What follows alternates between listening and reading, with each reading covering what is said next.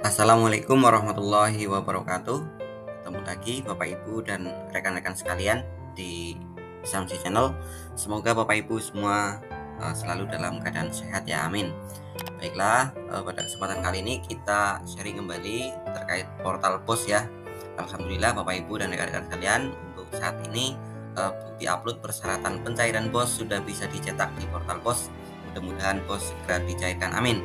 Langsung saja bagaimana cara cetaknya Bapak Ibu, kita sharing kembali.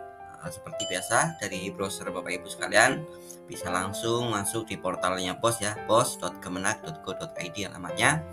Kemudian kita langsung masuk ya, login menggunakan username dan password madrasah masing-masing. Kemudian bisa kita cek di sini Bapak Ibu di persyaratan pencairan dana. Nah, ini jika kemarin belum bisa dicetak, saat ini sudah bisa dicetak ya. Bisa langsung saja dicetak tanda buktinya.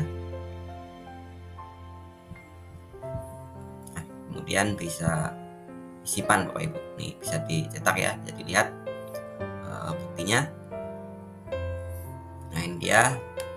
Silahkan bisa disimpan di folder masing-masing.